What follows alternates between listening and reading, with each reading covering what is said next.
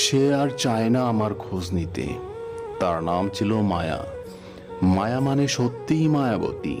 এমন না যে সে খুব সুন্দরী ছিল, কিন্তু তার চোখে ছিল একরাশ নীরবতা আর একটা স্থির দৃষ্টিভঙ্গি, যেটা প্রথম দেখায় মানুষকে থমকে দেয়।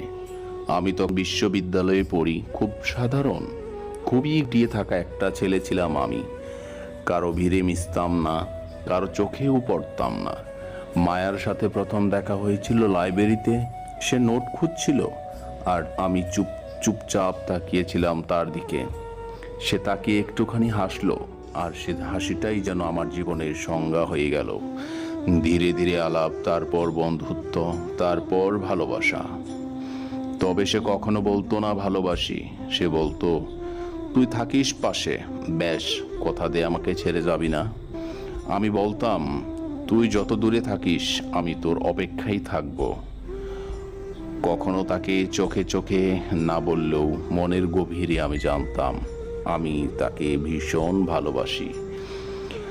তার জীবনের কষ্ট ছিল অনেক। বাবা মার ভেঙে যাওয়ার সংসার, একাকিত্ব, আত্মীয়দের উপহাস। আমি শুধু চুপচাপ ছিলাম তার পাশে। আমি জানতাম তাকে শুধু ভালোবাসা না, ভরসাও দরকার।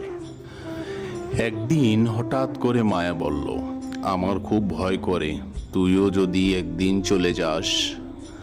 আমি শুধু বলেছিলাম তুই গেলে চলে যাব, তুই থাকলে থাকব। কিন্তু সব কথা কি রাখার জন্য বলা হয়? ডিগ্রি শেষ হলো, সবাই ছড়িয়ে পড়ল যার যার জীবনের দিকে। মায়ার চাকরি হলো এক বিদেশি সংস্থায়, শহরের বড়ই অ্যাপার্টমেন্ট, নতুন বন্ধুত্ব, নতুন জীবন। আমার চাকরি হলো শহরের গলিতে এক প্রাইভেট কোম্পানিতে, সকাল 8টা থেকে রাত 10টা পর্যন্ত। না বিশ্বাস জীবন।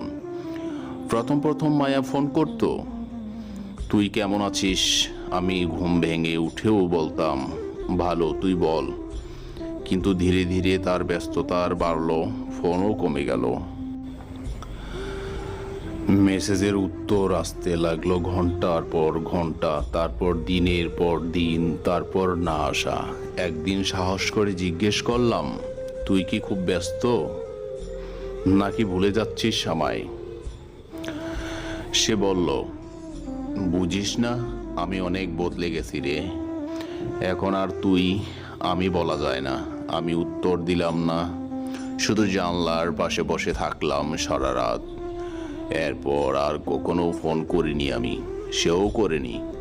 তারপর বছরখানেক পর হঠাৎ একদিন ফেসবুকে দেখি সে বিয়ে করছে। ছবিতে হাসছে সে, পাশে একজন সফল মানুষ।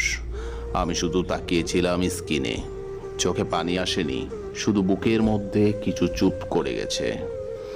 আমার বন্ধুরা বলে, ভুলে যা, নতুন কাউকে খুঁজে নে। কিন্তু কাউকে বোঝানো যায় না, মায়াকে ভালোবেসে আমি শুধু তাকে পাইনি, আমি নিজেকেও হারিয়েছি। প্রিয় ভাই বোনেরা, কাউকে মন দেওয়ার আগে অবশ্যই নিজেকে বোঝানো উচিত। আবেগ নয়, বিবেকেই কাজ করে।